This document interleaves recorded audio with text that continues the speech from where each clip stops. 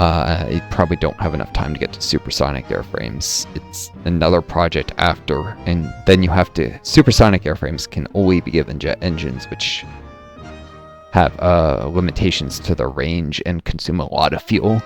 So I might use modern airframes with engines 4, which are top-of-the-line propellers instead. But you need to have the tech for axial jet engines to use modern airframes, which are the best propeller airplanes in the game. Yeah, and that'll give me top-notch fighter bombers that can survive even if the Americans outnumber them by massive margins in the skies over Denmark.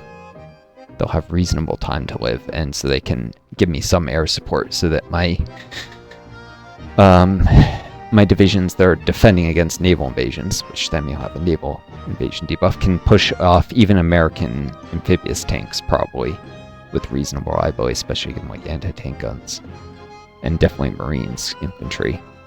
It's not amazing, but it'll hold the line until the Americans decide to nuke me, which they'll do eventually. If I can't. Of course, this is assuming I'm just going to send my islands and defend, which I'm not. Especially since I'm at war with them. All these little states in Germany, I'm going to invade all of them. Be easier for every fascist, it could justify quicker, but I think by this point, I may have gotten more manpower from ideological loyalty than I would have gotten fascist. Not much more. It's kind of comparable, maybe 5 or 10% more, and it'll keep increasing. So yeah, I'm going to have to justify in all of these nations. It takes time and political power. And I probably am going to try and eat up as many as I can before I enter the war with the Americans. Eventually they're going to guarantee one of them I'm just going to invade anyways. And that's how I'll enter the war and try and join the Central Powers, because I don't think the British will want me in their faction yet if I'm at war with the Americans. Or, in which case I also deal with British invasions. Or I could try and join the British Communist Alternative before invading. While I'm at peace, they might allow it. Right now they won't let me join their faction because they have strategic reasons not to ally me, which I don't understand what those are. I'm at peace. Why don't they want me? It's probably because I didn't fight for independence, and so that path is, the AI probably thinks that I surrendered to the Nazis, was peacefully given independence, and then fascist. But I'm actually communist, and they're communist, and so they should want me in their faction. It's probably an AI doesn't understand the current situation. And if I fought for my independence, there's an agreement in place where they would have automatically brought me into their faction.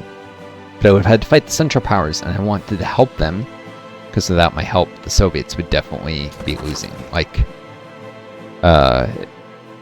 American troops reached the outskirts of Ankara before they were pushed back. So the Central Powers almost lost. I mean, with the fall of Turkey, it wouldn't have taken much longer. The American troops would have quickly redeployed past Istanbul. Bulgaria would have fallen. It would just eat them up from the southeast. And if the Central Powers win, the question is how I get in their faction. I need to be in a faction to survive at war with the Americans. They don't want me either. They also have strategic reasons not to ally. But if I was in common war against the Americans, they might accept me. And if they somehow lose, if the Central Power side loses, I've been flipping so many countries British Communist Alternative through communism, that the British Communist Alternative will be a viable faction, and hopefully they puppet me instead of the Americans. I can try and finagle my way, even if the Americans make me a supervised state. Eventually you get in it free. I could try and join them and face the Americans away eventually. Of course, that's like 1960. Maybe that's too late in the game. Maybe I give up if I lose then. One thing at a time. First thing is that these cavalry need to train in the use of rocket artillery and engineers. And they're also going to have to winter climatize the new recruits. I've shown off the fighters. Oh, there's some new here. New recruits for the training group. Come on. You must be... There we go. I know you're gonna redeploy somebody after that. There's no way that... Cool. 5 more divisions. I'll switch this guy. He helps get the guys out of the training queue faster, but he actually... Reduced division training time actually reduces experience from army exercises by like 10%, which is barely anything. The main reason I want to replace him is because this guy is a defense bonus and this guy has no combat relevant bonuses. And that defense bonus is not just defense, it's breakthrough when attacking, defense when defending. And I want that breakthrough badly. So, saving up political power to change my chief of the army. And when I sent volunteers, I had no idea that this would be a stagnant war. Otherwise, I might have trained a better division.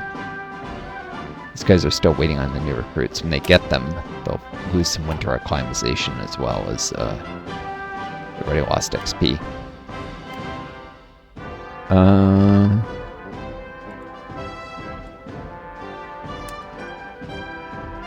Let's train them back up to regular, though.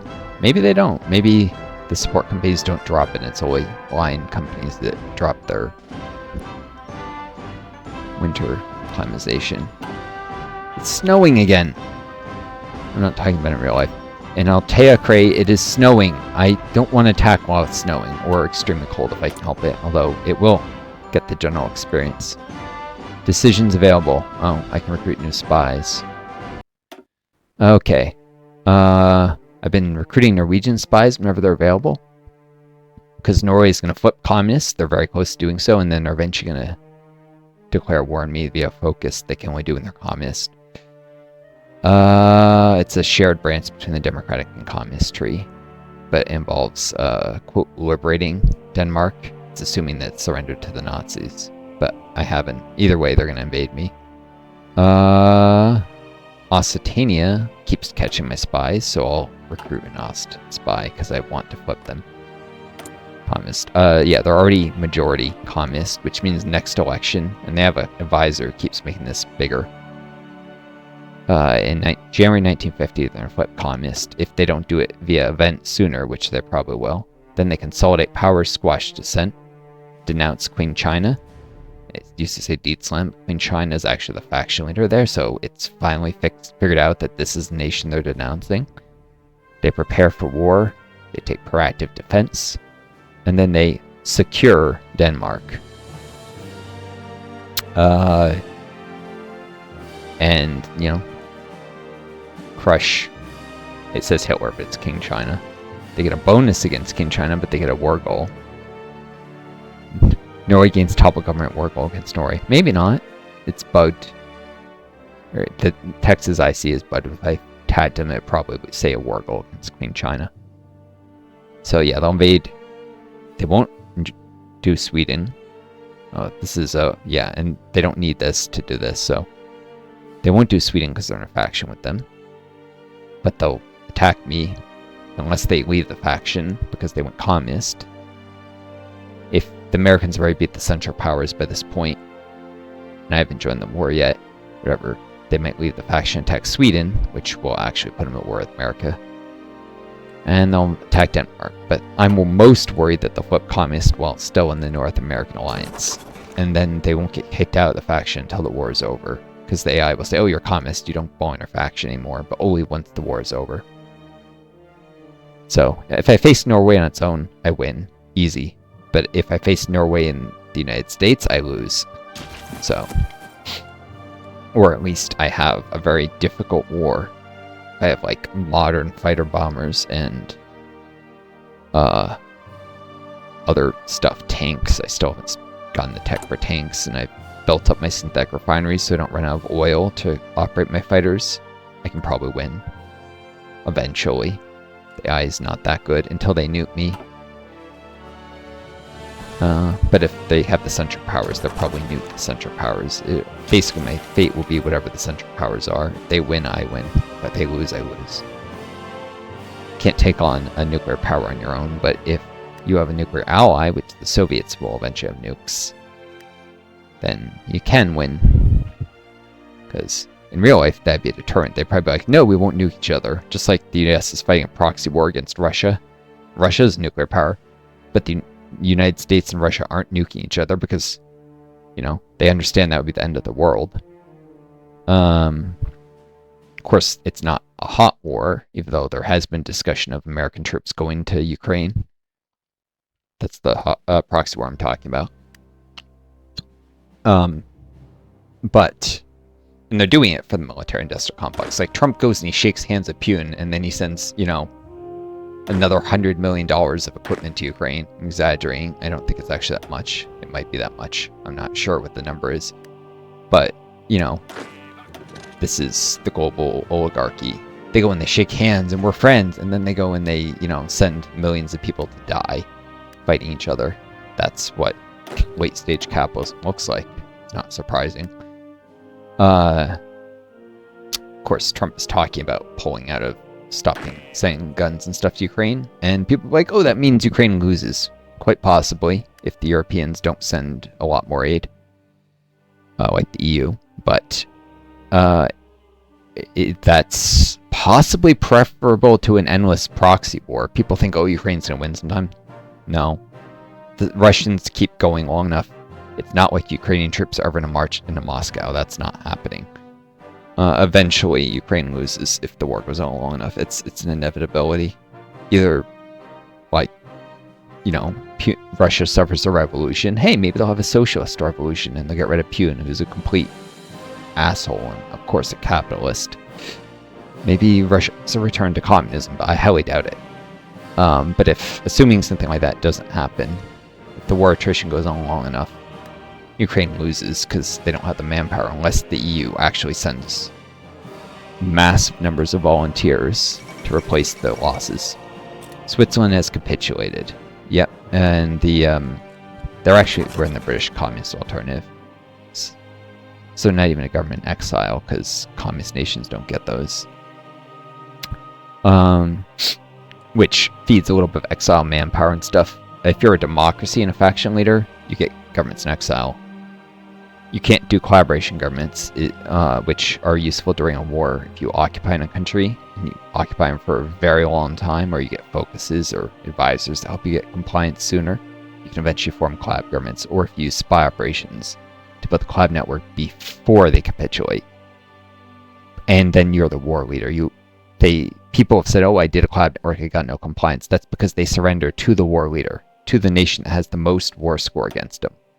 So, the Central Powers, the war leader is actually the Soviet Union, even though the faction leader is Austria. Which means the Soviets would need a collaboration government on Switzerland when that happened, because they would have, in order to get the compliance gain, and then they would have to, occupation would go to, or maybe it's against them, because it looks like they surrendered to Austria. I'm not sure. Either way, it's a little messy and it doesn't always work correctly.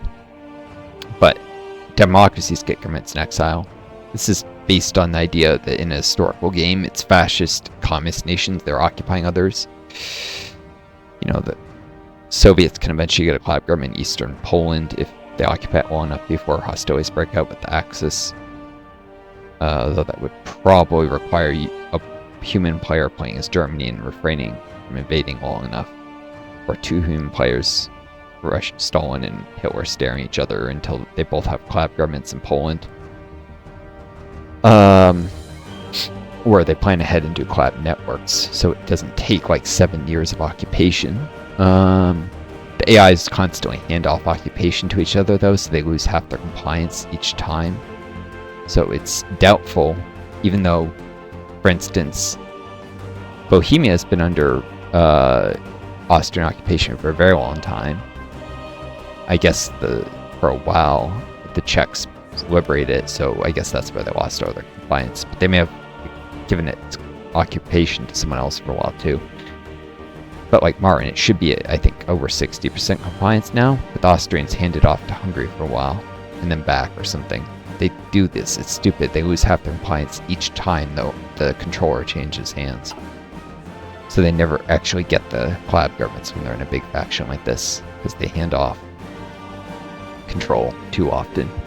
I don't think I've ever seen a collab government form in a dynamic war like this, where the war score keeps fluctuating. If one nation's clear war leader, like the Soviets have the most war score of any of these. Where is it? Soviet Union should be somewhere on this.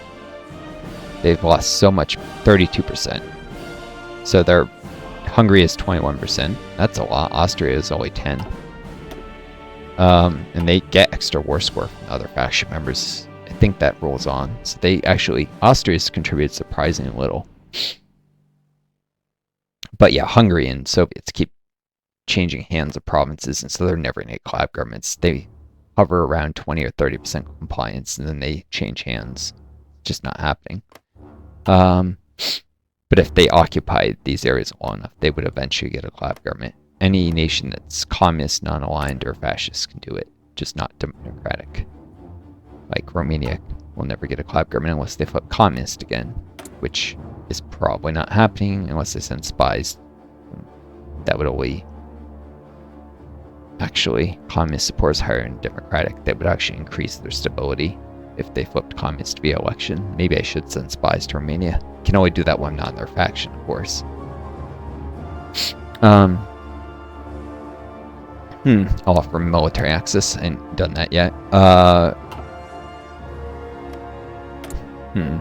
It fluctuates whether they will approve that or not. Like this guy could get collab governments because he's not aligned. Will he? No. Same here. Will he? No. Finland, interestingly, they're on a path to share democratic communist. They could hire advisors to flip communist. They do have an advisor who gets compliance growth. They could get collaboration governments up here in the Sapimi cores, given enough time. Of course, flipping communists would lose them half their compliance. So it's probably, actually, that might take a very, very long time, but they could do it in theory. But they won't. I'm just coming to accept this.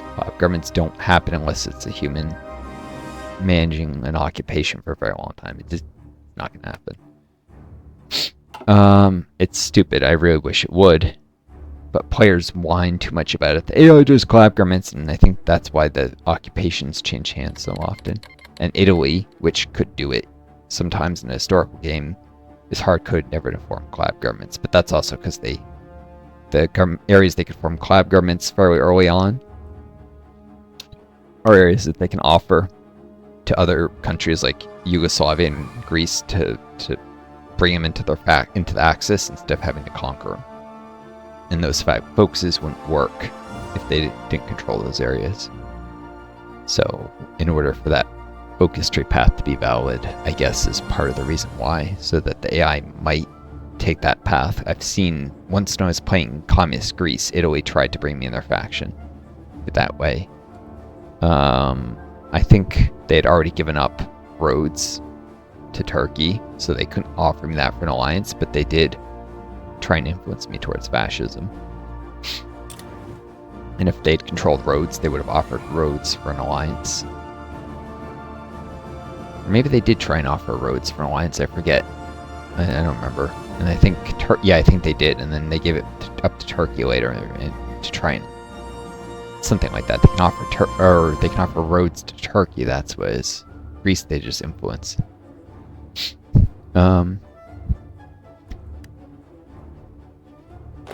Alright.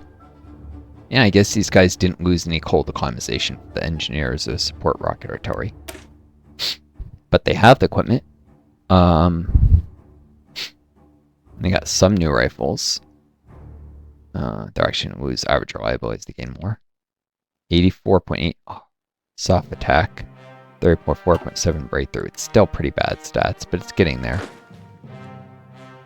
When they get to regular, I could consider attacking once they're reorganized. They'll still lose, but they'll do more damage. Also, the snow's got to end sooner or later. Say that it'll be June and it'll still be snowing there. It's a very cold part of the world, much colder in Denmark. The snow's got to end sometime or another. 5 months later. What the heck?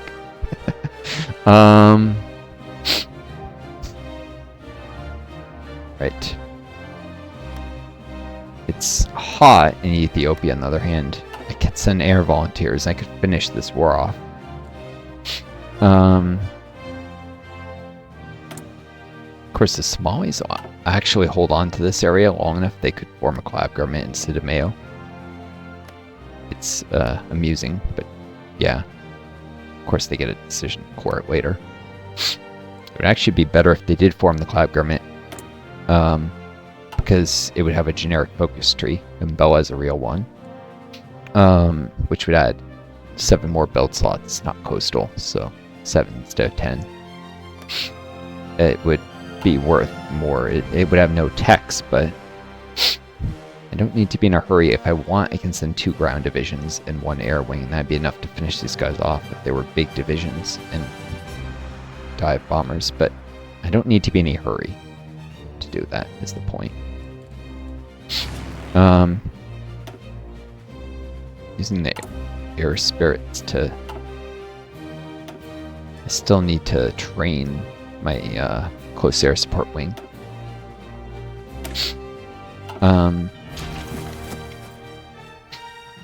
I've earmarked them so that their equipment doesn't get sent to the Soviets. You know, I've put aside the pilots, but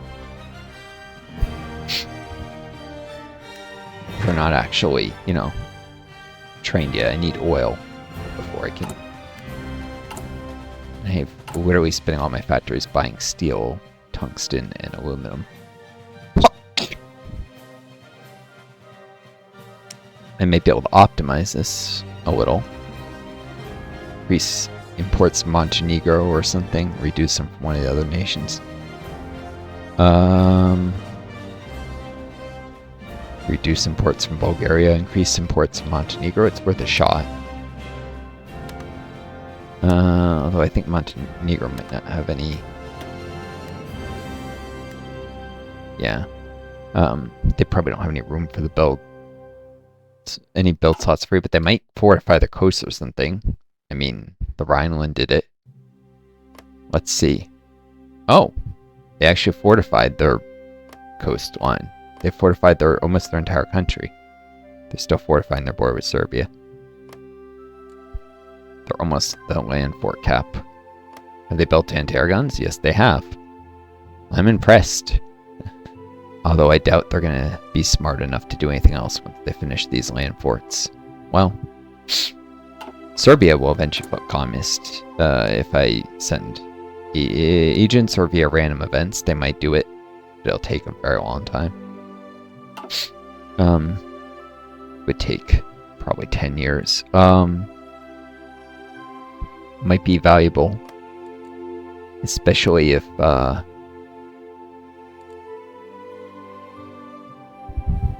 they'll actually get a Bosnian collab government someday. Croatia, Slovenia. Why haven't they swapped off the military governor? Oh, because they're not quite to the point yet where they can swap to local police force. When the resistance target gets a little lower, they could switch to local police force and still keep resistance suppressed, as long as the target doesn't climb over 10%.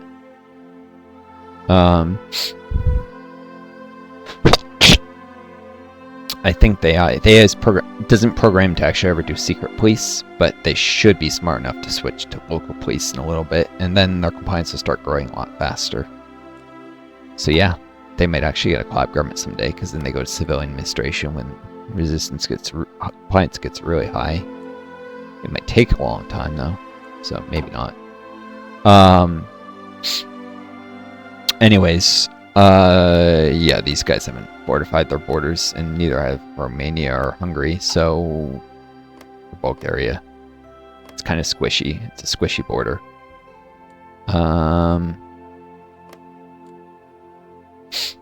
It's a very squishy border. Eventually Bulgaria can core these areas, but they won't. So they have enhanced compliance gain though, so they might also get collab governments someday in there. Possibly. Probably not. Thessalonica changed hands several times, not because of the stuff I talked about because the Americans kept invading it and taking Thessalonica and giving it back to Greece. The Greeks actually currently control Crete, which Austria is the owner of. They annexed it after a previous war. But yeah, the Greeks are sitting in Crete, and I doubt the Chancellor powers are going to be able to take on the American Navy in the Aegean anytime soon. And the Americans keep invading Greece and liberating territory over and over. Probably not. Maybe someday. Hard to say for sure.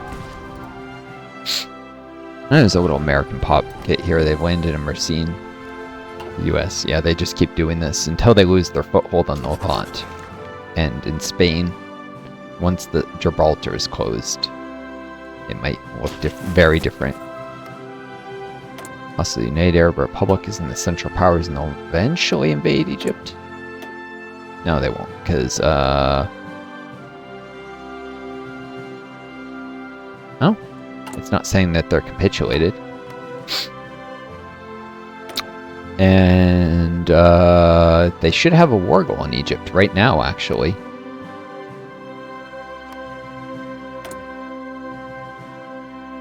Oh, yeah. So, they're not doing it right now because they're losing, they don't share a land border, but once they march into Israel, they'll invade Egypt. And if both the Suez Canal and Gibraltar are closed, then the American forces in the Mediterranean will be starved of supply and eventually all get wiped out. And then Crete will be returned to Austrian hands someday. Maybe. A lot of unknowns. Federation of South Arabia. And this is North and South Yemen. Different ethnic groups, different tribes. This is part of why there was a Yemeni civil war, and then the Saudis invaded and basically, I mean, they started bombing everything, did a genocide, and the US supported it. It's one of the many genocides in this post-Cold War era that the US has stood behind, because we've done a lot. I say we because I'm an American. I didn't personally do it. But in this alt history, they start off as separate countries that will never join. It actually created a new tag.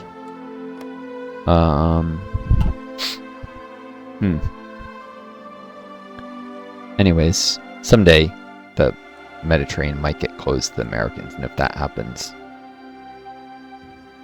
and I'll never see it happen because I'm seeing here paused. Alright. One thing at a time. The first step is to train these guys as cavalry leaders. This guy will gain XP fast. This guy will gain it at 1/4 of the rate because he's a field marshal, so half. And this guy has a trait that doubles cavalry officer. So, I could give him offensive doctrine if I wanted, but it doesn't make that big a difference. And I'm gonna already do the breakthrough thing. Switch to field marshals later. But if I'll in, it should be I'll just call it Altaic. That's the proper. Anyways. If I train these guys enough and attack enough, maybe this guy will get level up and I'll swap off of Queen of Battle after I hire maybe 1 or 2 more generals. I need to reorganize the army soon. But first, I need to change the the chief of the army. Which makes sense, in a way. Change the chief of the army, reorganize it. Appoint Eric With as the new chief of the army. Get rid of William Wayne Pryor.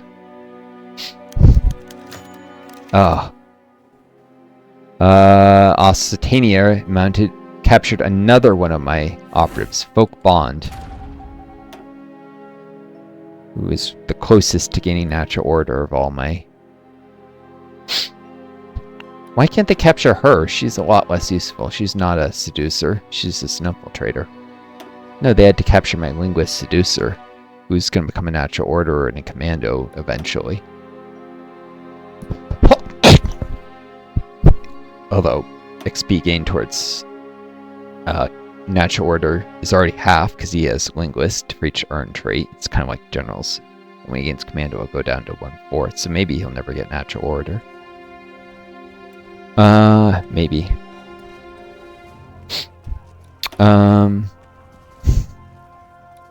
Anyways, I'm gonna have to mount a rescue operation. I want him back. 50 more support equipment. Or wait, I could send the guy who's an expert in prison breaks, so there's no risk. Alright, commence when ready.